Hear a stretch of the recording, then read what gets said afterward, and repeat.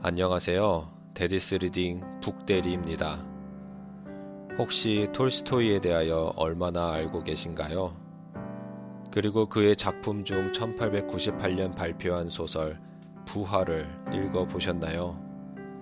전쟁과 평화, 안나 카레니나와 더불어 그의 3대 작품 중 하나입니다. 이 작품은 주인공인 젊은 귀족 네흘류도프에 관한 이야기입니다. 방탕한 삶을 살다 자신이 죄를 지은 한 여인을 통해 인생의 궤도를 수정하고 자신의 농지를 다 소작농들에게 배분하는 등 인간에 대한 성찰과 변화를 그린 작품이지요. 오늘 여러분들에게 소개해드릴 책은 바로 그 네흘류도프가 톨스토이 자신의 사상을 반영한 인물임을 알 수 있는 책을 소개해드리고자 합니다. 아우구스티누스의 고백록, 루스의 고백록과 더불어 세계 3대 고백록으로 인정받는 톨스토이의 고백록입니다. 러시아에서 당시 가장 유명했던 톨스토이의 삶은 언젠가 정지되었습니다. 그리고 자살을 결심한 그가 자살 대신 이 책을 씁니다. 북대리가 오늘 여러분들에게 이 책을 전해드리겠습니다.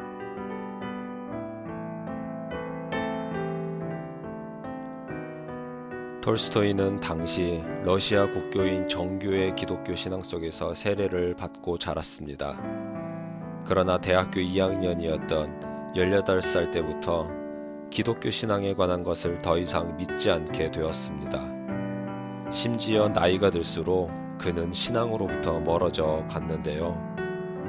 사실 그럴 수밖에 없던 이유 중 하나는 그가 봐온 신앙인들의 종교적 가르침이 그들의 삶 속에서 아무런 역할을 하지 못하고 있음을 발견했기 때문이라고 합니다. 특히 15살 때부터 읽기 시작한 철학책들을 통해 어린 나이부터 신앙과 종교적 가르침을 스스로 버릴 수 있었습니다. 그 수많은 철학책들을 읽으면 읽을수록 지적으로 완전하게 되는 것 같은 기쁨을 누렸고 그 노력은 결국 자신이 다른 사람보다 더 힘있고 더 유명하며 더 부유한 사람이 되고자 하는 욕망으로 바뀌었다고 합니다. 지금 이 시대의 모든 청소년들 역시 장래희망 또는 직업관을 물어보면 어떻게 대답하나요? 사람의 고민과 욕망은 지금이나 그때나 심지어 인류가 시작된 때부터 동일한 것 같습니다. 역사는 반복되니까요.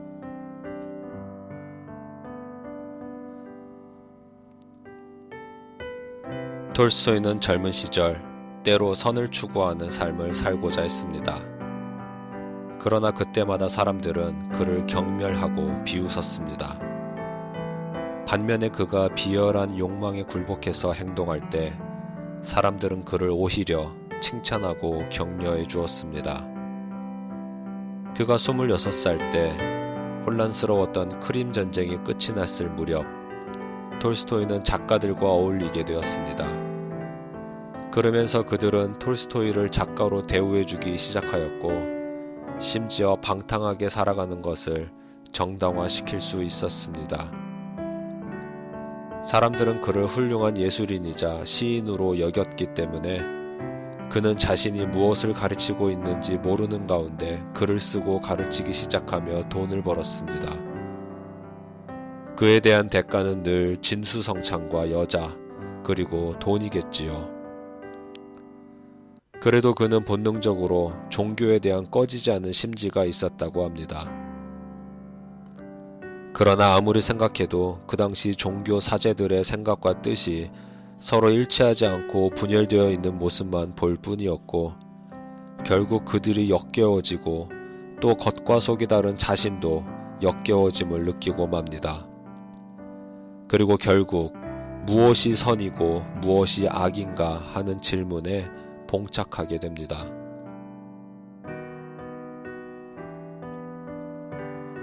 이때부터 톨스토이의 삶은 정지되어 버렸습니다. 점점 진리를 알고자 하는 의욕조차 없어졌고 전에는 어떻게 하면 삶을 나아지게 할 수 있을지 생각하던 것이 점점 어떻게 하면 내 삶에서 벗어날 수 있을까로 변하게 됩니다. 그러더니 결국 자살을 생각하고 맙니다. 자살만이 유일한 해결책이고 너무나 매력적으로 다가왔으나 톨스토이는 서두르지 않았습니다. 어차피 할 자살을 너무 성급하게 하는 대신 이 문제에 대한 실타래를 풀어보고자 하는 유혹이 있었습니다. 그 유혹은 어디서 나온 것일까요? 톨스토이는 이렇게 생각했습니다. 누군가 자신을 창조했다는 것을 인정하진 않았지만 그럼에도 불구하고 누군가 나를 이 세상에 갖다 놓았다. 그렇다면 그 누군가는 바로 누구일까? 하지만 그가 이상하게 생각하는 것은 인생이라는 질문은 아주 오래전부터 있었을 텐데 왜 사람들은 아무렇지도 않게 살아가고 있는지 하는 것이었습니다. 그는 인생에 대한 하나의 예화를 소개합니다. 동양의 옛 우화에 들판에서 맹수에게 습격을 당한 나그네에 관한 이야기가 있었습니다. 나그네는 맹수를 피해서 물이 없는 마른 우물 속으로 들어갔다가 그 우물 바닥에서 그를 삼키려고 입을 벌리고 있는 용을 보았습니다. 이 억세게 운 없는 사람은 맹수에게 찢겨 죽을까봐 우물 위로 기어서 올라올 수도 없었고 용에게 잡혀 먹힐까봐 우물 바닥으로 내려갈 수도 없어서 우물 중간의 틈새에서 자라난 나무의 가지를 붙잡고서 거기에 매달려 있었습니다.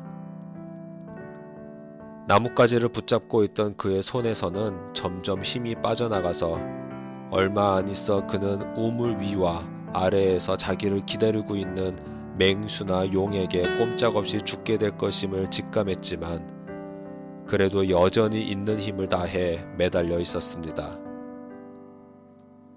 그런데 그때 검은 쥐와 흰 쥐가 나타나서 그가 매달려 있는 나뭇가지를 갉아먹기 시작했습니다.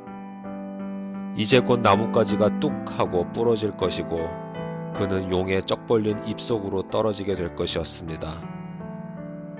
나그네는 자기가 죽게 될 수밖에 없다는 것을 알았지만 그런 와중에서도 나뭇가지에 매달려서 주위를 돌려보다가 그 가지에 달린 잎사귀들의 꿀이 몇 방울 있는 것을 발견하고서는 혀를 내밀어 그 꿀을 핥아 먹었습니다. 지금까지 톨스토이에게 두 방울의 꿀은 가족에 대한 사랑과 글쓰기에 대한 사랑, 이 두 가지였습니다. 물론 지금 이 시점에서 두 방울의 꿀조차도 더 이상 달콤한 것이 되지 못했지만 말이죠. 여러분의 두 방울의 꿀은 과연 무엇인가요? 여러분은 그 우물에서 올라갈 것인가요? 내려갈 것인가요?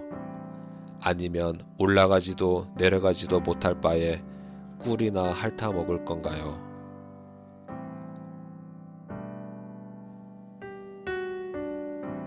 그는 끊임없이 자신에게 질문합니다. 내가 무엇인가 오해하고 있는 것은 없을까? 이런 절망의 상태가 인간에게 자연스러운 것일 리가 없다. 그는 모든 학문을 샅샅이 뒤져서 그런 문제에 대한 해답을 찾고자 합니다. 그가 찾아낸 학문에서는 이렇게 이야기합니다. 인간의 모든 지식과 관련해서 두 개의 영역이 있는데 바로 수학과 같은 실험 학문과 형 이상학과 같은 추상 학문이라는 것입니다. 실험 학문은 이렇게 말합니다. 모든 것은 복잡성과 완전성을 향하여 움직이고 발전하고 분화되며 이 운동을 지배하는 법칙들이 존재한다. 나는 그 전체의 일부이다. 따라서 가능한 그 전체를 배우고 진화의 법칙을 배운다면 나는 그 전체 속에서 나의 위치를 알게 되고 내 자신을 알게 될 것이다. 그러나 톨스토이는 자신이 무한히 발전해 나간다는 법칙을 인정하지 않았습니다. 왜냐하면 삶의 의문과 해답은 서로 반비례해서 학문에 의한 지식들은 삶의 의문과 상관이 없을수록 더 정확한 지식이 되었고, 또 해답을 제시하려고 애쓸수록 더 모호해짐을 알았기 때문이지요. 다음으로 추상학문은 이렇게 말합니다. 온 인류는 인류를 지도하는 정신의 원리들과 이상들에 따라 살아가고 발전한다. 이 이상들은 종교, 학문, 예술, 정부 형태들 속에서 표현되는데, 이 이상들이 점점 높아짐에 따라 인류는 더 행복해지고, 나는 인류의 일부이기 때문에 그러한 이상들을 인식하고 실현하는 것이다. 멋진 말 같나요? 그러나 이 또한 톨스토이는 인정할 수 없었습니다. 왜냐하면 인간의 이상들이라는 것이 실제로 무엇인가에 대해서는 서로 모순되는 견해밖에 없었기 때문이지요. 결국 인류의 삶이라는 것이 무엇인가 라는 질문에 인류는 답을 알지 못했고, 반드시 그 의문을 해결하지 않고서는 이 이론은 어리석다고 생각하는 것입니다. 결국 가장 근본적인 질문의 실마리를 풀지 못하는데 그 다음을 어떻게 추론할 수가 있겠는가 하는 것이죠. 즉, 나는 무엇이고 만유는 무엇인가라는 질문에 모든 것인 동시에 아무것도 아니다 라는 대답만 있을 뿐이고, 만유가 존재하는 이유는 무엇이고 내가 존재하는 이유는 무엇인가 라는 질문에 나는 알지 못한다는 대답만 준다는 것이 그의 결론입니다.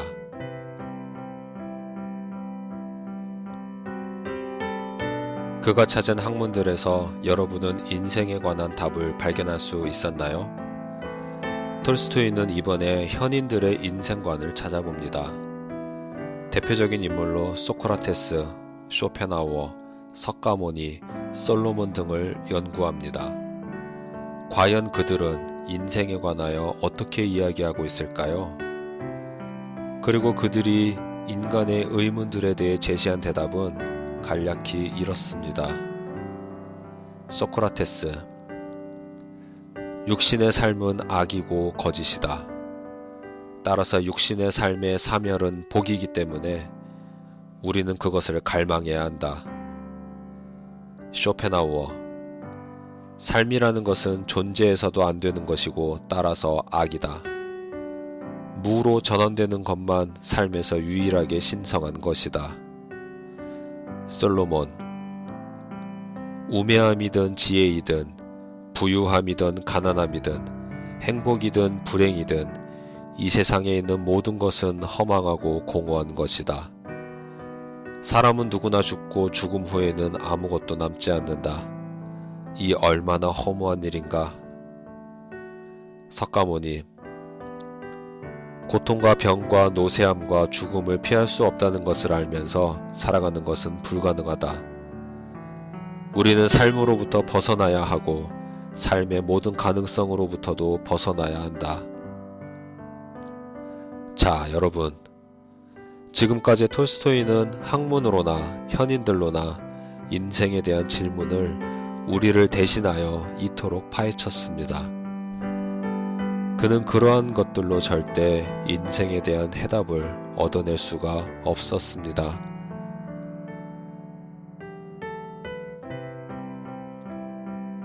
톨스토이는 이제 학문과 현인들로부터 그의 의문에 대한 대답을 얻을 수 없었기 때문에 자신의 주변 사람들 가운데서 그 대답을 찾고자 삶의 현장 속으로 관찰하기 시작합니다.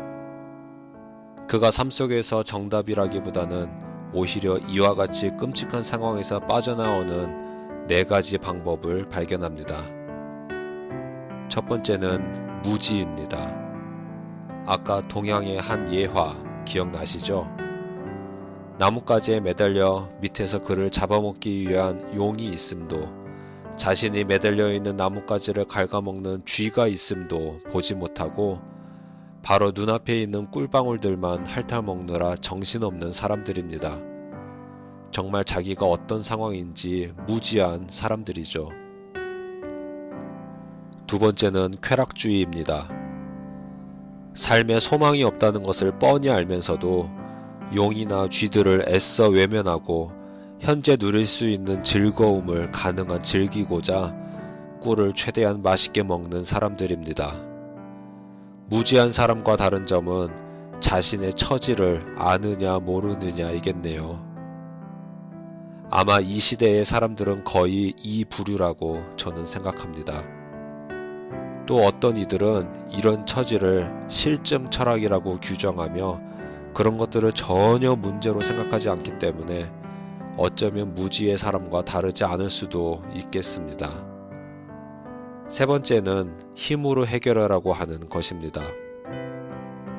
삶이 무의미하다는 것을 깨닫고 인위적으로 삶을 없애버리려 하는 것인데 이것은 자신의 뜻을 관철시키려는 욕구가 강한 결단력 있는 사람들이 취하는 방법입니다.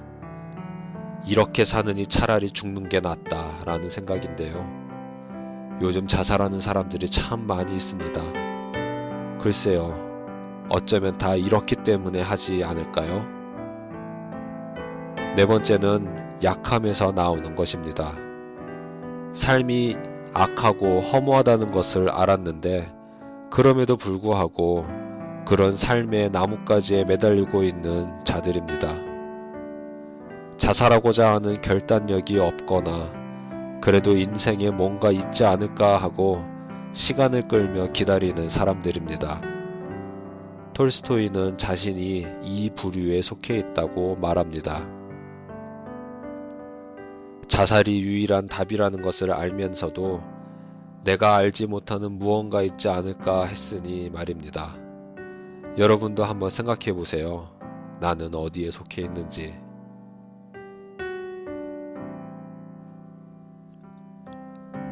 이러한 생각들이 점점 톨스토이를 자살하지 못하도록 하였습니다.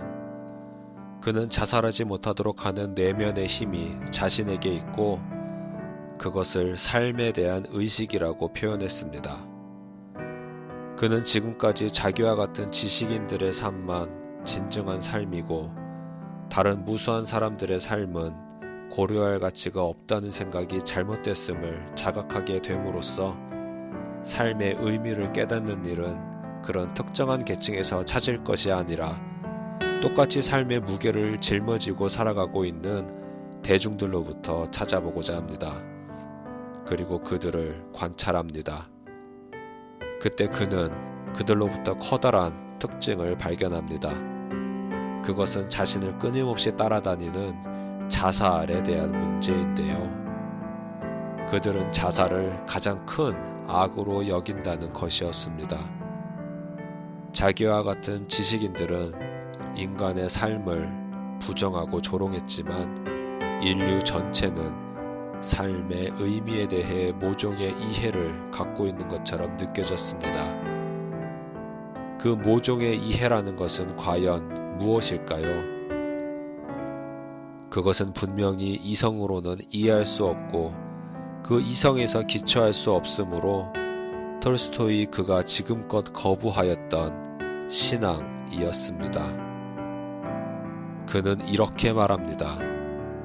내가 삶의 의미를 찾기 위해서는 이성이 절실하게 요구되는데도 신앙은 내가 삶이 의미를 깨닫고자 한다면 이성을 버려야 한다고 말한다.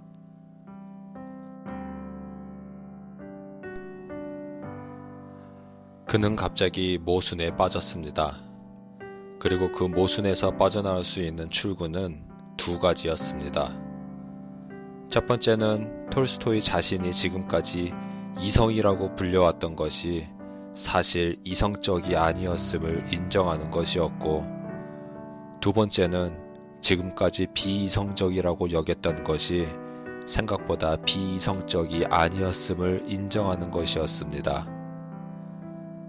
그리고 그가 지금까지 유일한 지식이라고 생각했던 지식 외에도 인류 전체가 소유해온 또 다른 종류의 지식이 있는데 그것은 곧 이성에 기초하지 않은 신앙임을 깨닫습니다.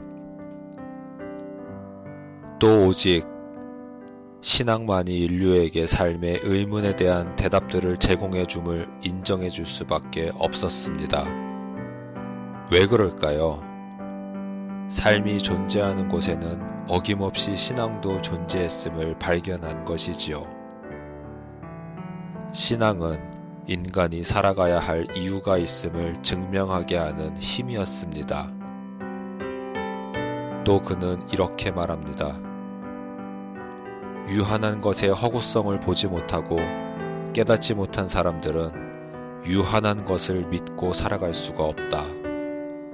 그러나 유한한 것의 허구성을 깨달은 사람들은 무한한 것을 믿지 않을 수 없게 된다.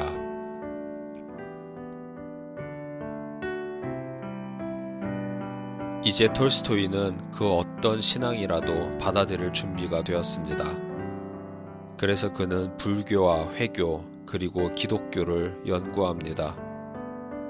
아까 말씀드린 대로 그는 주변의 신앙인들을 보면 말씀과 행함이 일치되지 않는 모순적인 삶이 역겹다고 할 정도로 반감이 있었음을 이야기했습니다.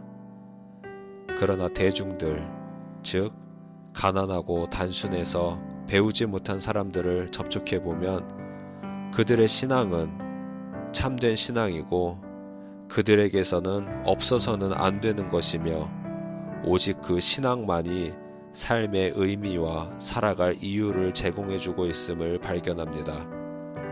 이들은 늘 감사하고 자기 능력의 한계를 늘 인정했으며 고통이 임할 때도 기쁜 마음으로 받아들이고 죽음조차도 불행으로 여기지 않음을 보게 된 것이지요. 톨스토이는 점점 그 부류들을 사랑하게 되었으며 약 2년이 지나자 그에게도 변화가 생깁니다.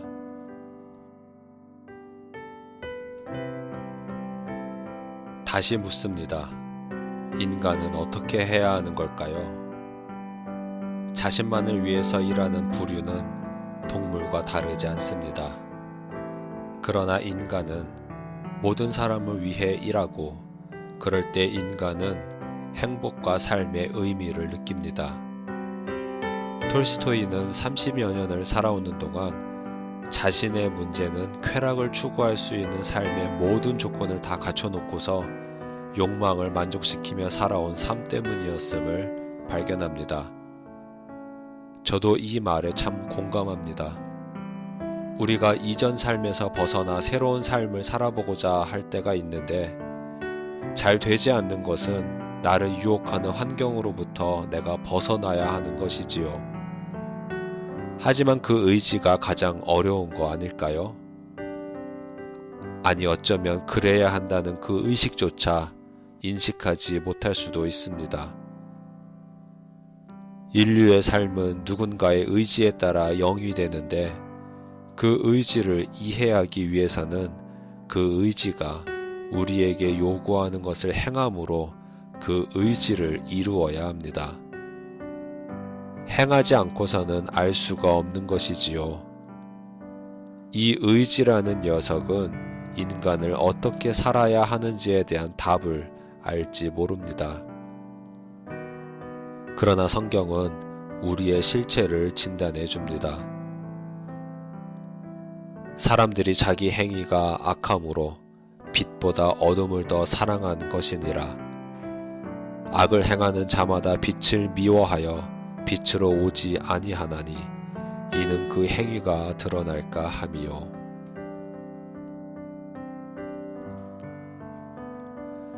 여러 시간이 지나고 그는 신앙이 인간에게 의지를 발동시킴을 발견하자 자신을 그토록 괴롭혔던 그 질문들은 결국 하나님을 찾는 과정이었음을 깨닫습니다. 그리고 그것은 이성적인 사고와 추론이 아닌 하나님의 감정이었음을 알아냅니다. 그는 자기 자신에게 이렇게 말했습니다. 원인은 공간이나 시간과 동일한 사고 범주에 속하지 않는다. 내가 존재한다면 거기에는 반드시 원인이 있어야 하고 그 원인은 모든 원인들의 원인일 수밖에 없다. 그리고 모든 것의 원인은 우리가 하나님이라고 부르는 그것이다.